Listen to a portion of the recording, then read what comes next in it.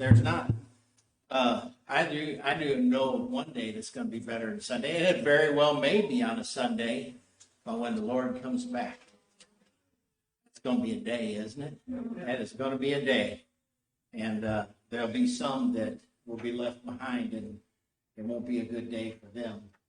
The important thing is knowing Jesus Christ as your Savior, believing in your heart in Him. All right, let's turn to Matthew chapter 14. Matthew chapter 14, you'll be familiar probably with this set of scripture. We're going to be in verses 22. We're going to read verses 22 down through 33. And the title of the message is Get Out of the Boat. Get out of the boat. So let's look in chapter 14. Let's find verse 22. All that are able, please stand. And straightway Jesus constrained his disciples to get into a ship and to go before him unto the other side, while he sent the multitudes away. And when he had sent the multitudes away, he went up into a mountain apart to pray. And when the evening was come, he was there alone. But the ship was now in the midst of the sea, tossed with waves, for the wind was contrary. And in the fourth watch of the night, Jesus went unto them walking on the sea. And when the disciples saw him walking on the sea, they were troubled, saying, Is it a spirit? And they cried out for fear. But straightway Jesus spake unto them, saying, Be of good cheer, it is I, be not afraid. And Peter answered him, said, Lord, if it be thou, bid me to come unto thee on the water. And he said, Come. And when Peter was come down out of the ship, he walked on the water to go to Jesus. But when he saw the wind boisterous, he was afraid, and beginning to sink, he cried, saying, Lord, save me. And immediately Jesus stretched forth his hand and caught him, and said unto him, O thou of little faith, wherefore didst thou doubt? And when they were come into the ship, the wind ceased. Then they that were in the ship came and worshipped him, saying, Of a truth, thou art the Son of God. So let's bow our heads in prayer. Dear Heavenly Father, Lord, we thank you for this day. We thank you for each and every one that's come out today to worship here at Central, Lord. And we pray, dear God, that you'll be pleased with our worship today, and that we'll get a focus upon you. Forgive us, Lord God, of our sins. Cleanse our hearts, dear Lord, and help us to be those humble, obedient servants that you'd have us to be. We pray, oh God, that today we glorify you and honor you. And I pray, dear God, if there's anyone here that has never truly believed in their heart in your Son, Jesus, that today you'll convict that lost heart, Lord, and that today that they'll choose to believe in you and be eternally saved. Lord, I pray for the saved that are here today. Lord, open their hearts to your word. Help us, Lord. Forgive us. In Jesus' name, amen. Please be seated. Get out of the boat. Get out of the boat. Think about that. I mean, we just came off of a series in the book of Revelation, and our command there, our foundational command was consider your ways. Today, I want us to think about getting out of the boat. This is probably maybe one of, or a very famous section of Scripture. Peter gets a lot of criticism. Wait a minute. Sorry about that. Peter gets a lot of criticism, doesn't he?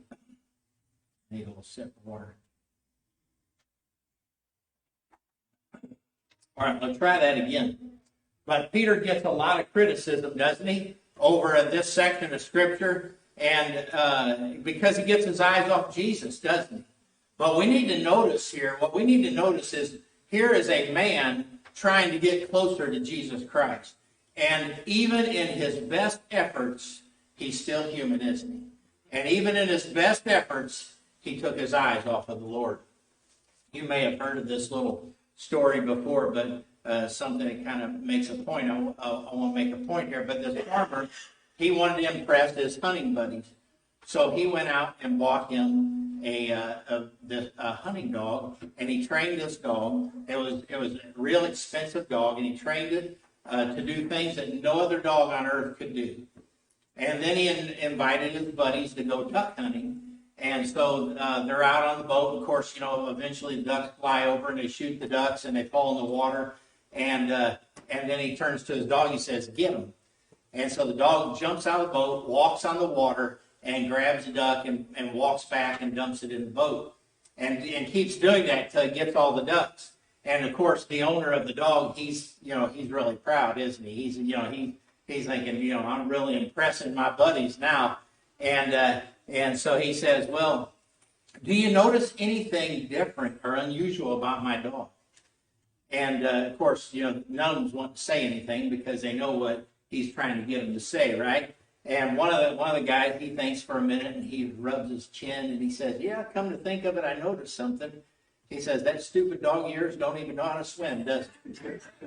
And that's the way it is in life, isn't it? We always have somebody out there that's just wanting and waiting to be critical and negative, to find something negative about everything. And Peter has gotten that same treatment, hasn't he? Instead of recognizing the fact that here he was the only disciple to have desired to go out to Christ, he was the only disciple that had the faith to ask Christ to go out to him, and he was the only disciple that had enough faith to step out of the boat. Instead, what do? Instead of recognizing his faith, we criticize him for his lack of faith. And Peter had a desire, and he had a faith to draw closer to Christ. While these other 11 disciples, they were sitting back in the boat, and they were scared, and really they were content of where they were at, weren't they? They were content of thinking they were saved. And one thing about Peter, though, as you read about Peter in Scripture, he could never, ever be accused of sitting back and doing nothing, because he might fail. Many times that holds us up, doesn't it? We have this thing that, well, I'd try that, but I just might fail. And then I'm going to look bad, or I'm going to look stupid, or whatever it might be. And that keeps us from doing something. But Peter was not that way, was he? He never, you can get the impression that he never thought, well, I just don't have enough training. I just don't have enough skill. I don't have enough experience. I don't think he ever really gave much thought of failing. I really don't think so. I mean, I could be wrong, but my impression is, and apparently he wasn't afraid to fail. And I'm sure he didn't want to fail. And I'm sure he didn't like to fail because, let's face it, none of us do, right? None of us like to fail at what we're attempting to do. But I get the impression that Peter was the type of guy that, he had that attitude of lead, follow, or get out of the way type of thing. And so he wasn't the type to sit back and do nothing. Even after Christ was crucified and buried, and Christ had appeared to his disciples several times, they didn't really know what to do at that point. But Peter didn't sit back and do nothing, did he? He was going to do something.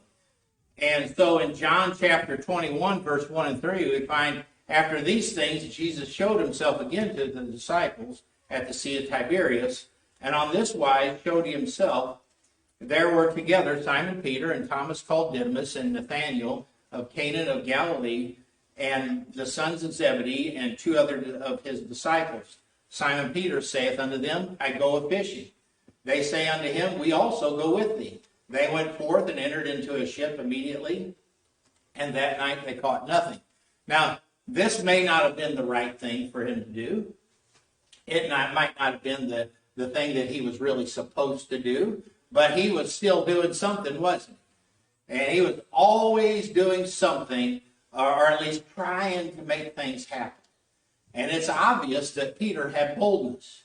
And of course, that boldness, with Peter having that boldness, it doesn't surprise me that God chose him to deliver that message on the day of Pentecost. So the first point we're going to look at today about Peter is the step of faith. So it's important for us to recognize the circumstances in this life-changing step that Peter is in a storm. And storms can be frightening, can't they? We just had a storm Wednesday night, didn't we? Or Wednesday afternoon. And some of us was up here at church when it was hitting, and the rain was coming down in torrents, and the wind was blowing, and we can see, I don't know if you noticed, but we got a big tree limb off in the back here. And storms can be scary, and especially if you get caught out in them.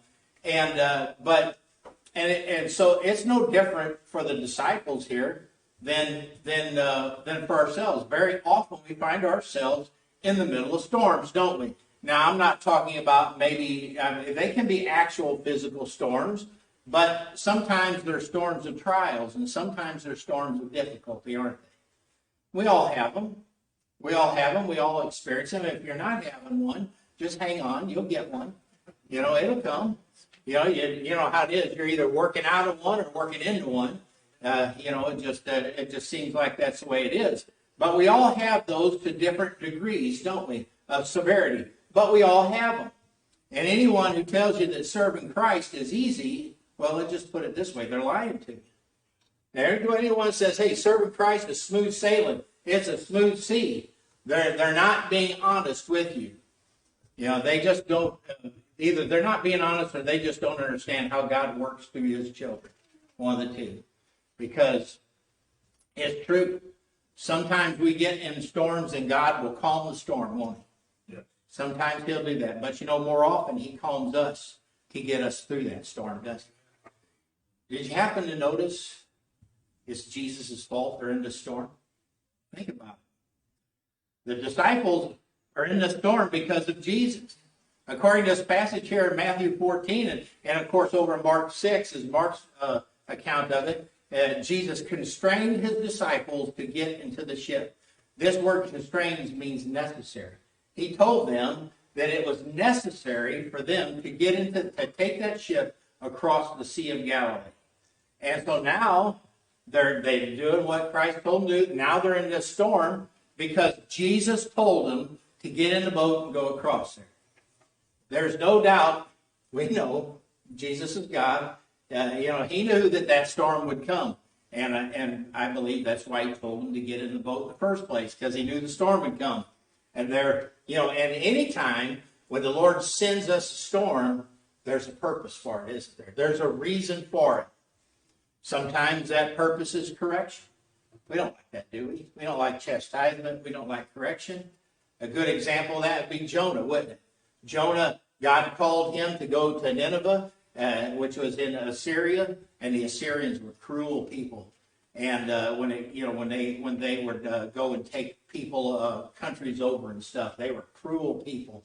And Jonah didn't like them, and he didn't want to go to them, and he didn't even want to take a chance that if he'd go and preach the gospel to them, that they'd get saved.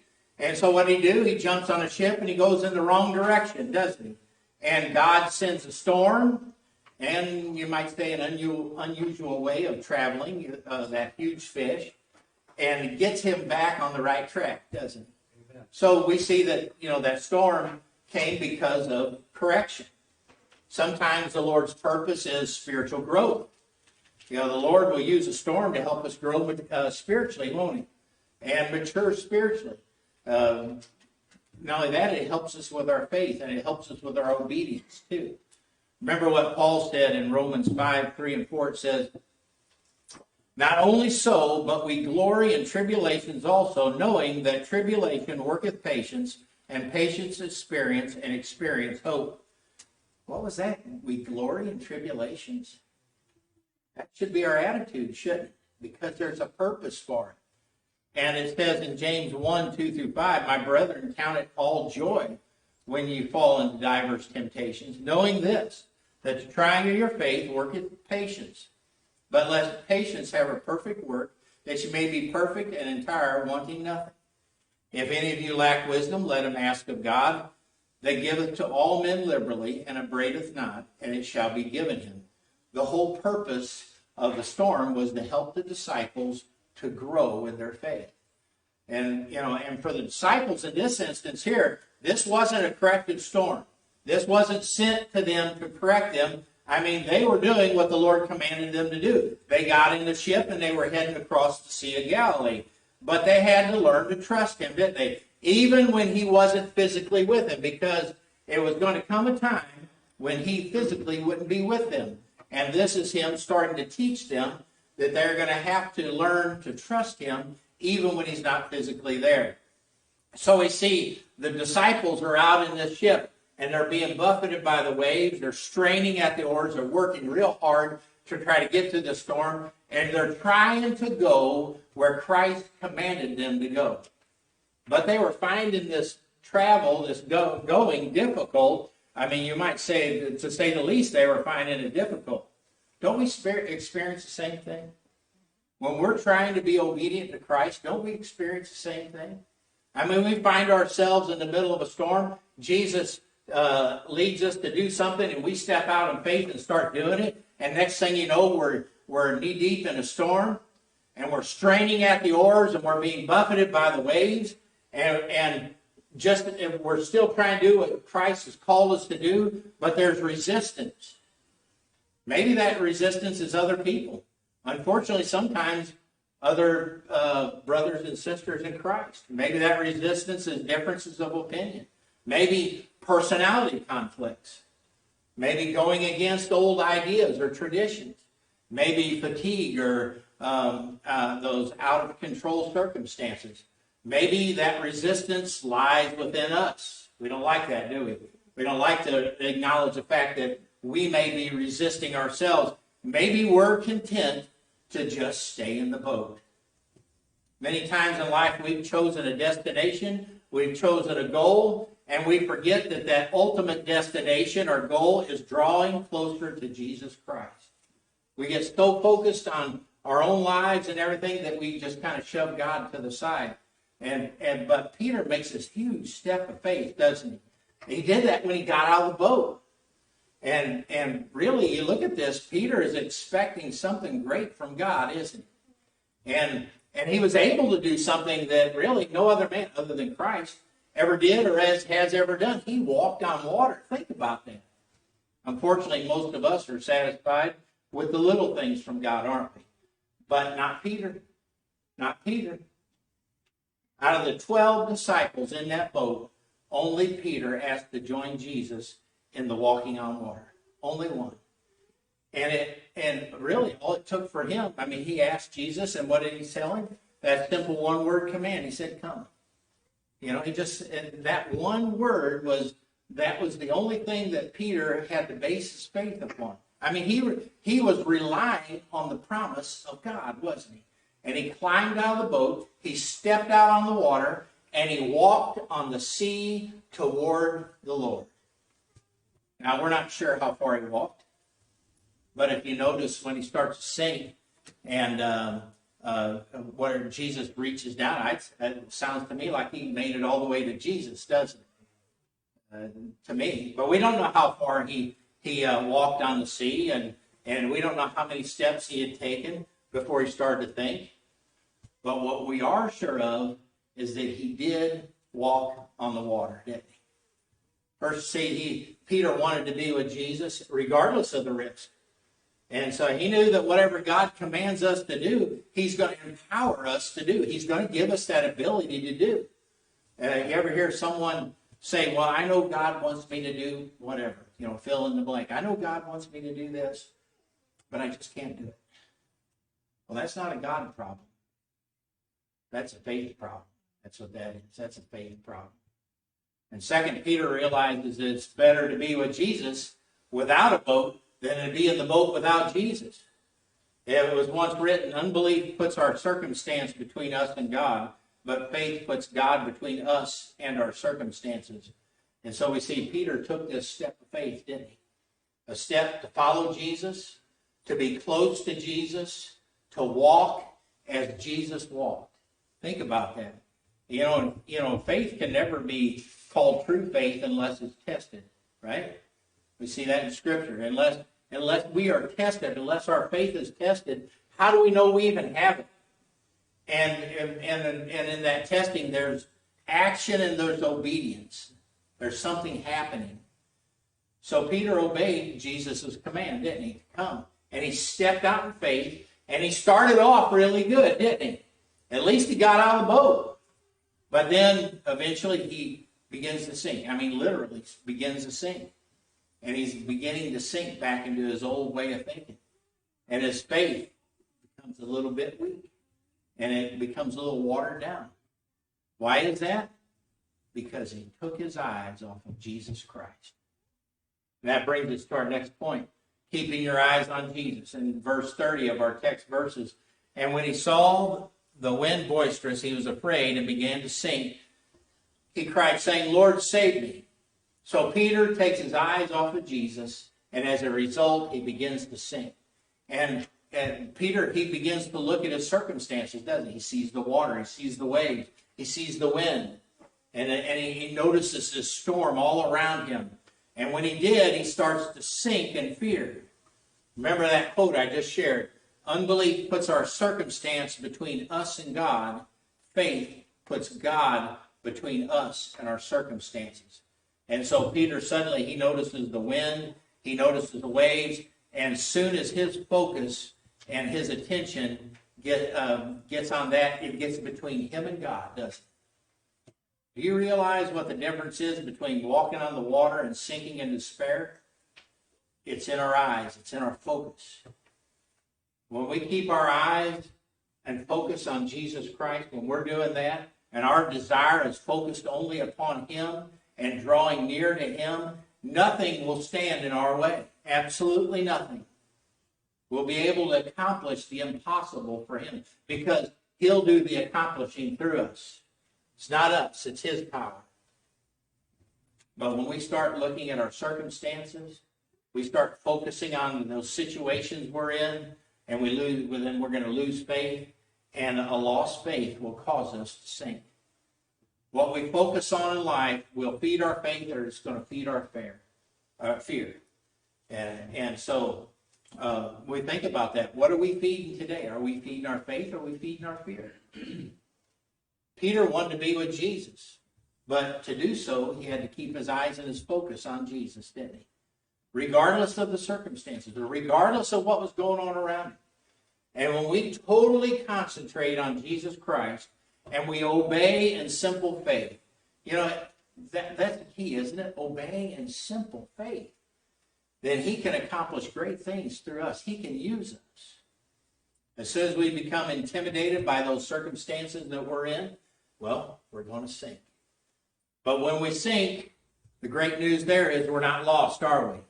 When we sink, we're not lost because Jesus will reach out and He'll deliver us. But I want us to notice something.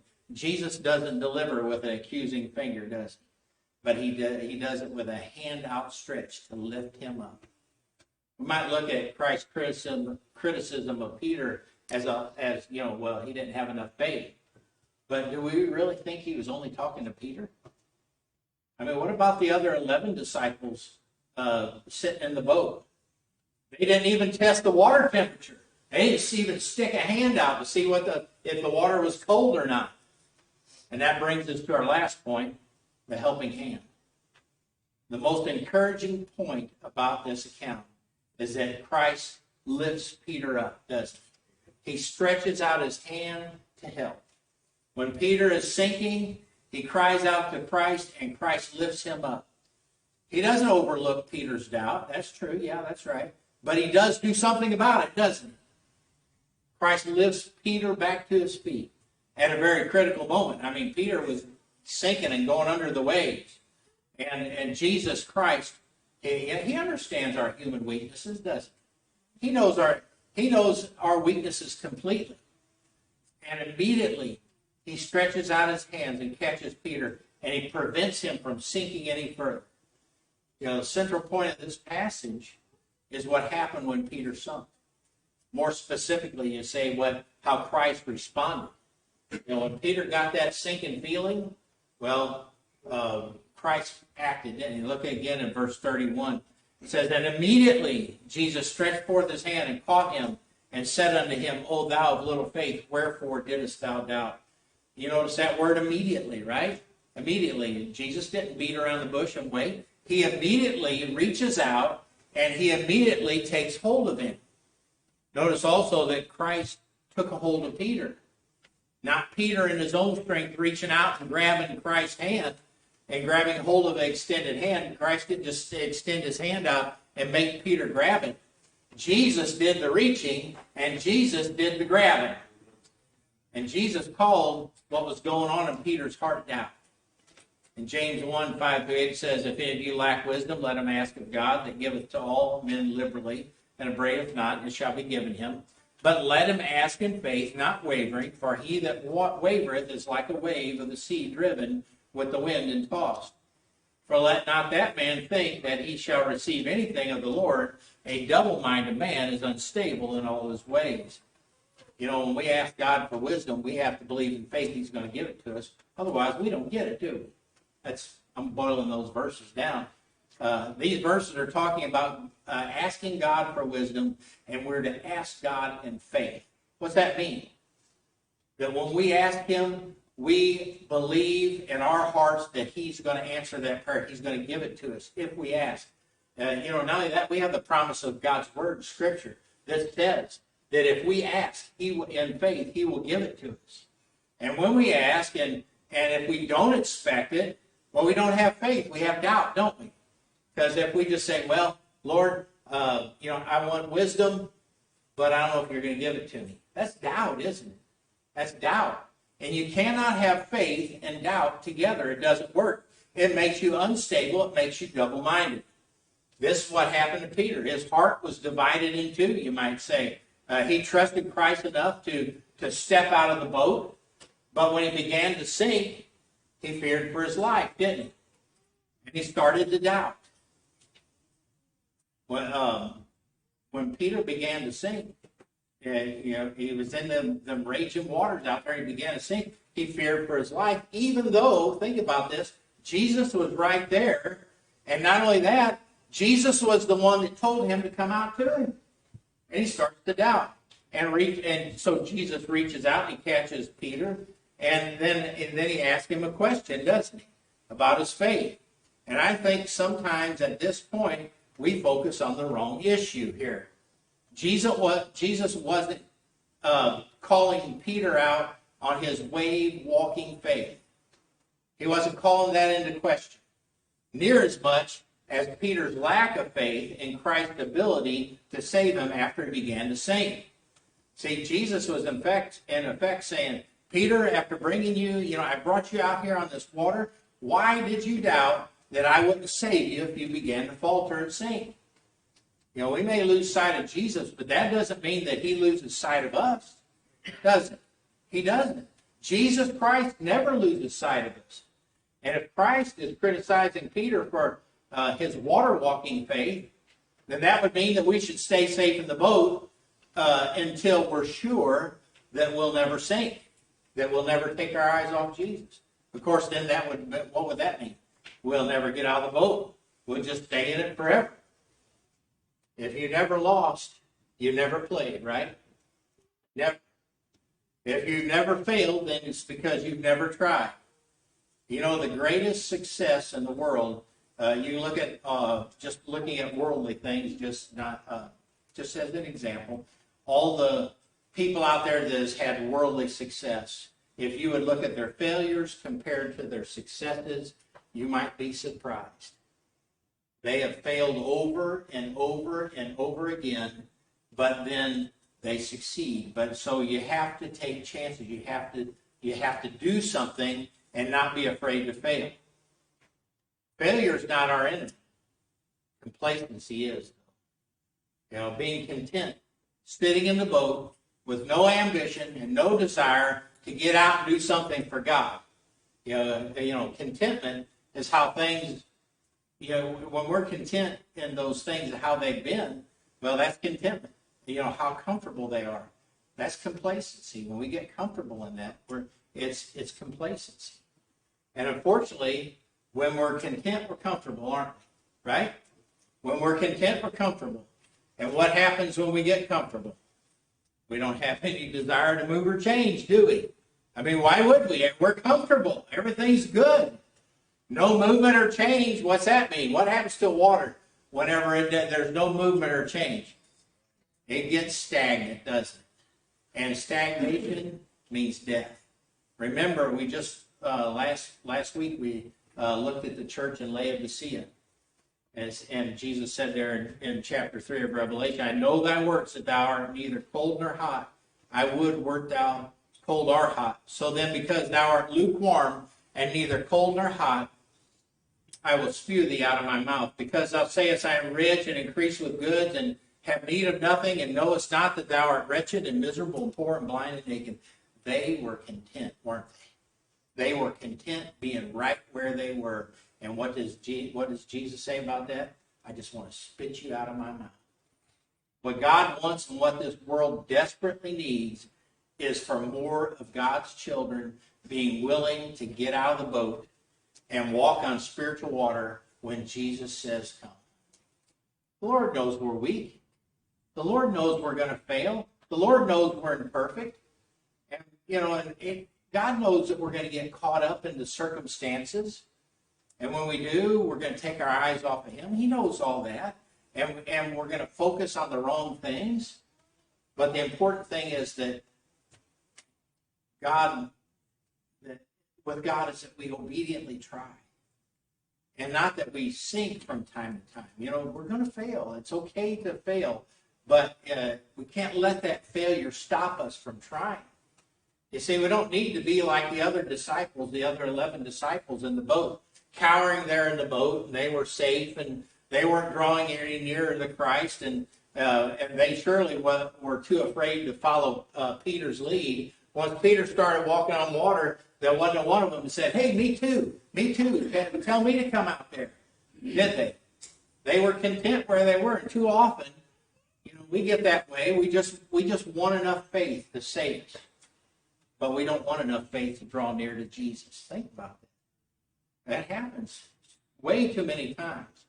And Jesus wants us to draw near to Him, and nearer to Him, and nearer to Him, knowing full well that we're going to sink. We might say we're going to stink too, but we're going to sink from time to time if we don't stay focused on Him. And when we do start to falter and we do start to sink, Jesus wants us to remember He's right there, and He's going to reach out and He's going to grab us immediately. Just look at the results of Peter stepping out in faith. In verse 33, it says, Then they that were in the ship came and worshipped Him, saying, Of a truth, thou art the Son of God. Look at the impact look at the lesson that Jesus taught those other 11 disciples in the boat by Peter stepping out of that boat and walking on water. They said, Of a truth, thou art the Son of God.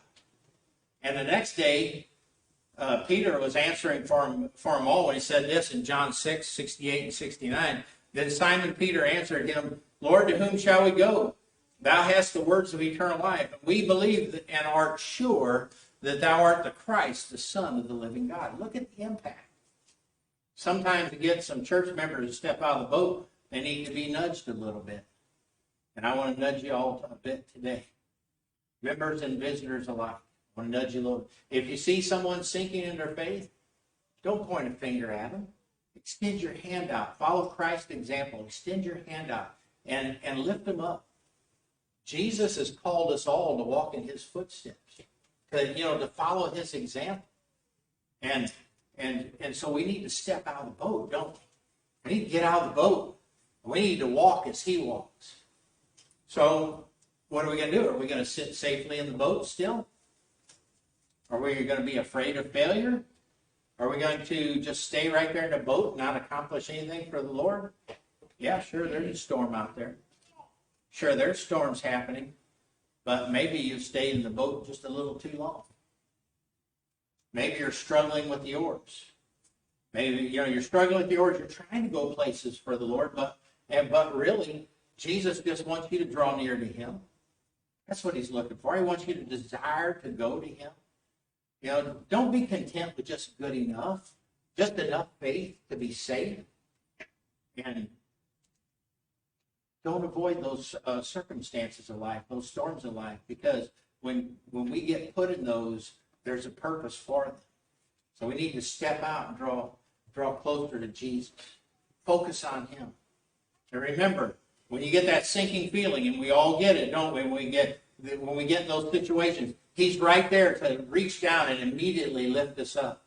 Remember the impact that this had on Peter and the rest of the disciples. I mean, get out of the boat and see how God will use you to impact brothers and sisters in Christ. Get out of the boat and see how God's going to use you to impact this community around us. Get out of the boat and see how God will use you here at Central Baptist Church. I know that God has great things for this church, the membership of this church. if his children just get out of the boat. Let's all stand and let's go to a hymn of invitation.